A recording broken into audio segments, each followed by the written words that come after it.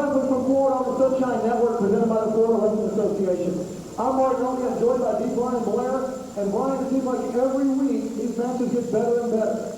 You know, absolutely. When you've got guys out here like Mike Enos, Southern Posse, and of course one of my favorites, Barry Horowitz. I say that in a real loose way. You know, Barry's a very technical wrestler. He's a great showman, and he's an interesting guy to watch. You know, and he's definitely an interesting guy to talk to, and as I understand, you're about to do an interview with him. Well, he may be a lot of things, but he's not exactly the president of your fan club. And of course, we've got a lot of great action today. You know, we've heard some great challenges come out. We've heard challenges from Hector Guerrero last week. We've heard that Southern Posse, very not yet. Very not yet. Not yet. Very horrible that you have no business interrupting this open. We're trying to do some business here.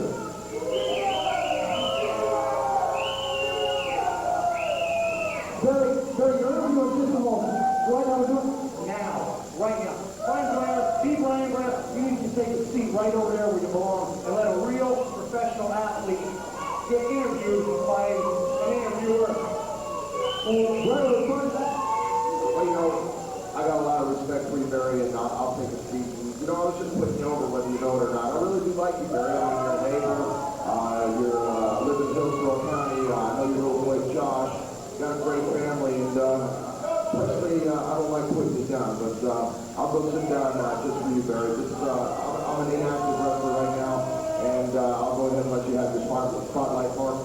I'll talk to you in a couple minutes.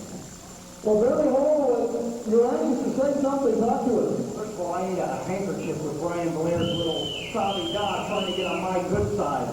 Okay, I've warmed up with guys like you and FFC, brother. I've taken vitamin C bigger than you and bigger than what the so-called opponents are supposed to be like in these professional leagues.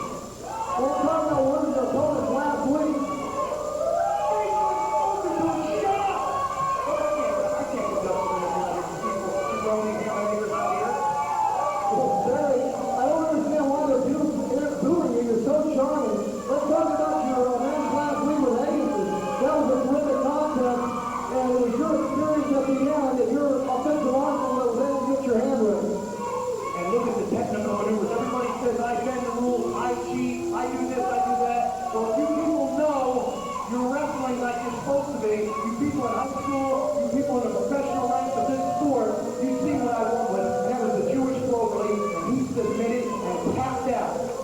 Well, Barry, let's talk about one more thing.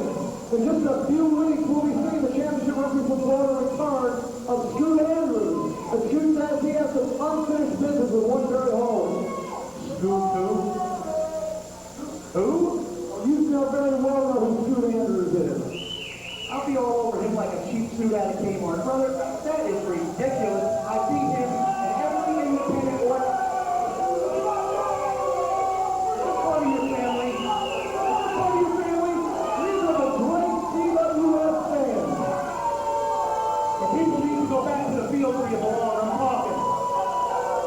Well, let's continue to talk about Scoot Andrews. He'll be back in a few weeks. And as I mentioned, you can pretend like you don't know him all you want, but you do know him very well. He has an absolute war with his ring.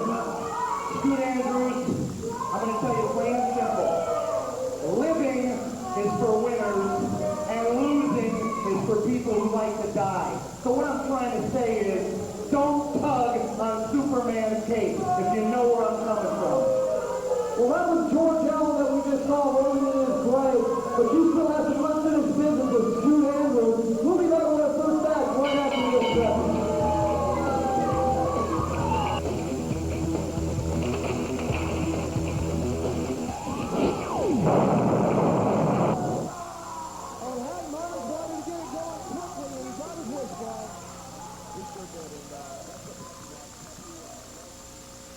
And right now he does have an arm bar into Tigris and Jazz, but Pepe prefers to be moving. He's great at moving, but he can also not wrestle well. You know, two terrific athletes. You've got to be real impressed with the promoting the championship wrestlers from Florida. Putting them on to good caliber on TV. Great wrestling the last few weeks here at CWF, and having Pepe Prado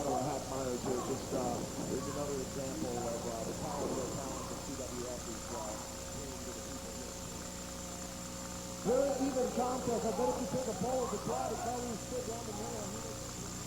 So right now, it's Pepe Prado on top of the armbar and drops the leg into the elbow. And he's been taught that. You'll see that in experience. They're going to stay. If they're working on the arm, they're going to try to go back to the arm, regardless of what moves transpire prior to that. They're going to try to go back to the objective. Him up. And that's what Pepe's trying to do. And there you see Hack take a nice shortcut. Prado, Hack Myers, so I don't know if he's the best wrestler in the state of Florida, Brian, but this may be the best field fighter in the state. Well, like I said, Hack can come down.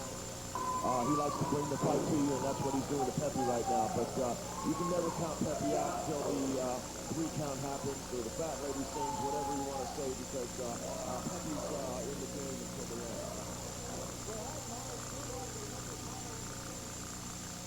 Hack Myers, I think we're seeing the first smile that we've seen of him on him all night as he just continues to pummel Pepe Prado.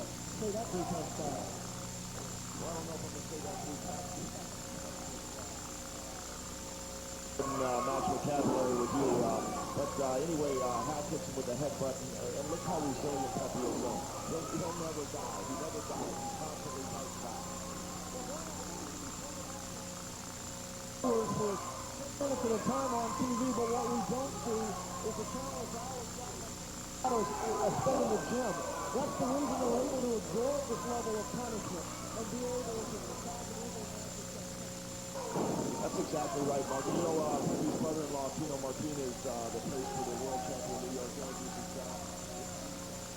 some type of individual. You know, they both train hard, and when Tino's off season, they play together. Myers, he may not have a body as pretty as Pepe Prado, but he's also in the gym. And look at the athleticism of the big man. Hack Myers with a big running piece of the face. If he gave up on showing off there a little bit, dropped the side fly hot kick, the rest might win that match. Pepe Prado with the schoolboy blow. Big right hand to the top of the head of Pepe Prado. Yeah, I'll tell you, there's a lot of action so far in this match, Mark, and both of these guys are really... There goes Hack for the cover. Well, Mike Enos asked a couple of weeks ago who he thought could beat him, and since I was standing right next to him, I said no one. He's supposed to be the better part of Valley, and we're expected to compete on really any level if Pepe Prado shows you that beautiful reverse neck presence. Absolutely. You know, anybody can beat on it, can be beat on any given day, and that's what Mike Enos do. When he asked you that question, and I saw your response, and that's right, discretion sometimes is the better part of valor, but anyway, getting back to the ring right here, I'll tell you, Mark, you're great to commentate with, you're entertaining, and at the same time, you have a spot, but these are guys that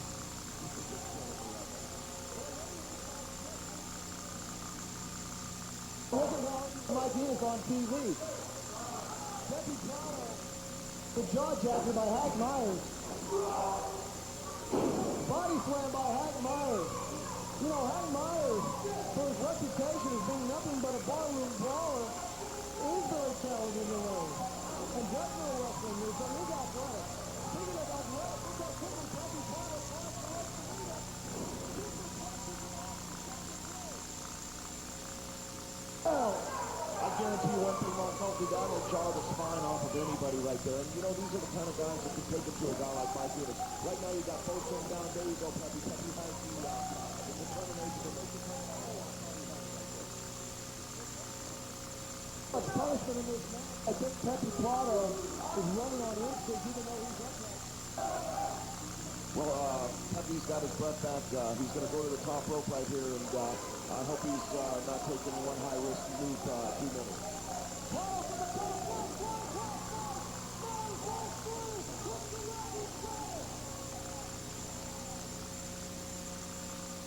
So we've been talking about how Myers being a ballroom brawler. reversal.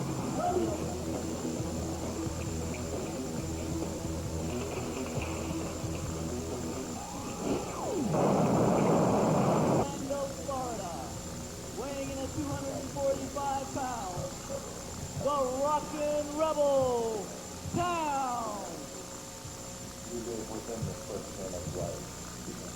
Rebel Rocker Towns, the talented young athlete from Orlando, Florida. B. Brian Blair, you are having a great career. You're a three-time Southern heavyweight champion, two-time Florida heavyweight champion, American Tag Team champion, #1 contender for the WWF World Tag Team Championship.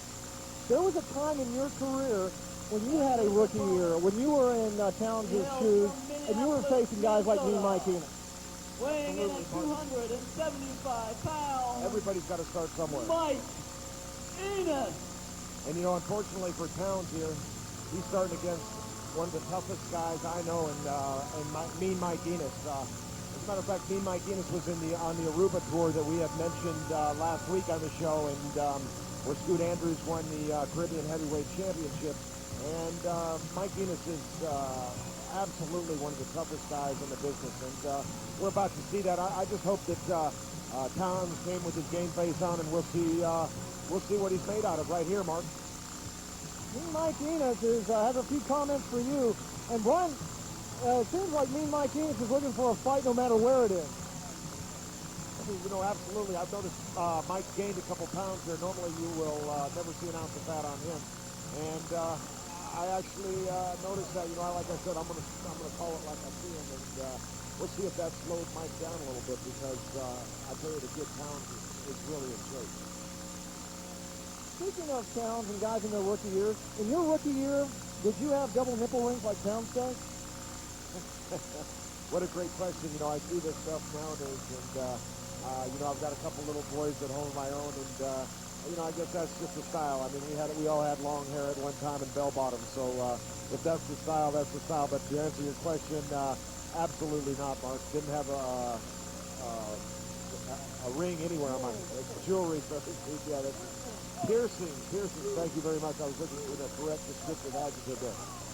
Watch the sight games that Mean Mike Enos plays on Towns right here. You're about to see a master at work, I guarantee it, Enos. And you know, like I said, he can be beat at any time. He's only human, and if Towns can put his game face on and come with a couple surprises, he's definitely got a chance here. Well, speaking of mind games, he hit him right in the piercing, so I think that was more than just mind game. Now Enos, so big, so strong, so powerful, just bullies Towns right into the corner. And Mike Enos is just going to try to stomp a mud hole into Towns right here on Florida Wrestling Association television. Towns moves out of the way. Hip toss by Towns. Arm drag by Towns, and locks up the arm bar. And Brian, we were talking about conditioning here. That quickness, that instant that Towns was able to get out of the way. You know, Mark, there's no substitute for youth and desire, and this kid has both of them right now on his side. And he ducked the clothesline into a spinning hip kick, and he's got Enos down. He needs to get that cover. A little slow on the cover. Enos kicks out on the 2 count, but that was definitely a sharp move by Towns. Heads up move, ducking the clothesline. Well, one thing that you will see in the Florida Wrestling Association, everybody in the ring belongs in the ring. You know, we don't have any cannon fodder, so to speak. Every one of our guys in the ring is an athlete. Look at the leap! 3/4 of the way across the ring with the splash into the corner on Mike Enos. Brian, that was spectacular. Here he comes again. And Brian, the experience of Mike Enos paid dividends there. And I think Towns' own athleticism worked against him there. I think that hurt even more because he got so high in the air. Yeah, he certainly did. You know, like I said, he's against a skilled veteran in Enos. And, you know, you got to wake up pretty early in the morning to outsmart Mike Enos. I mean, the guy's tough. He takes, here you go. Oh, what a chair shot to the back. And see, that's the kind of stuff that Towns is against. And unfortunately for a guy that's in there out to wrestle a clean match, he doesn't realize who he's wrestling against, because he didn't get the name Mean Mike Enos for being a nice guy, Mark. Now we've seen the chair, we've seen the ring post, we've seen the bleachers. Now we see a trash can. And Towns is being absolutely pummeled. Brian, let me ask you this. How much of this punishment being dealt out is due to the fact that Mike maybe felt a little bit embarrassed because Towns was putting up such a good match early? Well, I'm sure he surprised Enos, and right now he's choking him, he's gouging him, he's doing anything he can, grabbing him by the hair, anything he can do to beat this Towns kid, because he realizes now that he's got an opponent. Are you a little surprised, Dave, the way he's letting as much go as he is? We've seen a chair, we've seen him into the bleachers, we've seen the garbage can, which is a foreign object, and we have seen an absolutely devastating clothesline by Mean Mike Enos. But are you a little surprised that he's letting so much go? Well, not really, Mark. I mean, that's the name of the game. It's professional wrestling, and look at the back spring elbow off the center of the rope. Towns has turned this match around again with another spectacular move. He clotheslines Mike Enos all the way to the floor. Towns does not know he is the underdog. Towns expects to win this match. he is hot and he is on fire right now, and Enos hit that concrete floor with no padding awful hard. I don't know how he's still in the match. Beautiful power bomb. He just caught him in midair. That's the size and the power of Mike Enos. He catches Towns in midair with a power bomb. Now Mike Enos, signaling to the crowd, picks him up, breaks him across the turnbuckle. Now he's going to climb to the second rope. He's going to overhead belly to chest suplex from the second rope, and that will be all. Mean Mike Enos. It was an incredible battle, a lot closer than I think everybody expected, but Mean Mike Enos shows.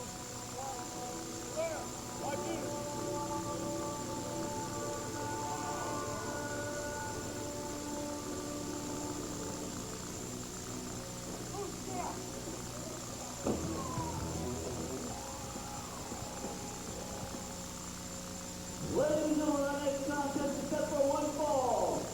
Who's being first? The L from Tijuana, Mexico. Weighing in at a total combined weight of 451 pounds. Los Hombres.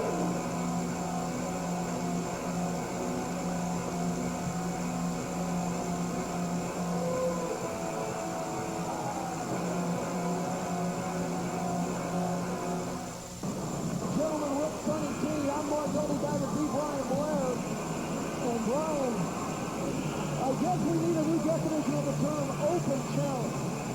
I guess so. You've got the new Los Hombres out here, and when you're talking about open challenges, you're talking about Sonny P and Rick running their mouths, putting up $10,000, and I'll tell you, they're going to get a lot of challenges. Now, they came up a week, 2 weeks before they said it was an open challenge, if any team was going to be allowed to challenge for this, and then they say no new heavenly body. Well, first off, let's go back to your last statement, a team they've already beat. I realize they beat Pegasus or El Diablo in a single match, Los Hombres in a single match, but I don't believe they beat Los Hombres together. Am I right or am I wrong? Tell me if I'm missing the point here. They have had other matches of Los Hombres off television, and now Los Hombres are, well, I guess Los Hombres didn't want the $10,000 that bad. And I guess Los Hombres number 2 isn't going to get a chance to put on the Texas cloth. And referee Les Mitchell, I guess he's going to go find out. And Brian, we were supposed to have a TV main event. Well, obviously, maybe they thought twice about that $10,000. I mean, seeing that Los Hombres, number 1, has already had a taste of the Southern Posse. Maybe he had a consolation with his partner, and they decided that, well, here they are, they're back again. But it looks like, hey, this is, wow, this is interesting. Brian, I was born at night, but I wasn't born last night. That is a new set of Los Hombres. And look at those clubs. Brian, who do they think they're fooling? I don't know, Mark, but it seems to me like we've got Los Heavenly Bodies. Los Heavenly Bodios. Los Heavenly Ovarios, I guess, because I can tell that Vito and Crazy Chris, and this should be a great match right here because you know that they want that $10,000. Wait a minute. Now, the Southern Posse, I think the Southern Posse is trying to figure this out. And it is on.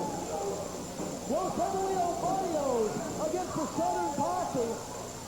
As Chris O'Reltino pounds on Gentleman Rick in the corner, well, Vivacious Vito has given up the silly charade and has just pulled off his mask.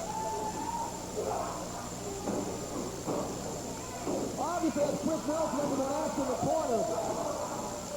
But they're gonna get the new Heavenly Bodies whether they wanted them or not, Brian. I'll tell you what, we got a Donnybrook, as my good friend, God bless Gordon Soley would say, we've got a Pier 6 brawl. We've got a Donnybrook in this ring, $10,000 at stake. You got the Heavenly Bodies, and you've got the Rick and Sonny T scrambling because they don't want to lose that $10,000, Mark. And the Cowbell's going to get involved in this real early. Here comes Gentleman Rick. The Sonny T goes out of the ring. Gentleman Rick thought twice about going back in even with the cowbell once he was outnumbered. The Southern Rossi, wait a minute. Wait a minute. Wait a minute. He's not taking the cowbell to get back in the ring. He's taking the cowbell to back up, right? Everybody, you're pushing it up. I'll tell you what. Next time I see you on the street, anywhere, look, I want a match with these guys. That's okay, baby. We can get it. We can get I it. want a full-on match with them. You might get outside if I was getting over our wrestler. And that money is staying with us. Well, the discretion is deemed the better part of valor. Major saved the Southern Posse $10,000, Brian. Well, I think the Southern Posse don't want to be rounded up, and they're heading for the border right now. I think they're heading for the same place that the Los Hombres headed for when they switched masks. And hopefully we'll see this match again in the near future, Mark. Well, the Southern Posse has indeed gone south, and that's going to wrap up today's edition of Championship Wrestling from Florida. For me, Brian Blair, I'm Mark Nolte. Goodbye, everybody.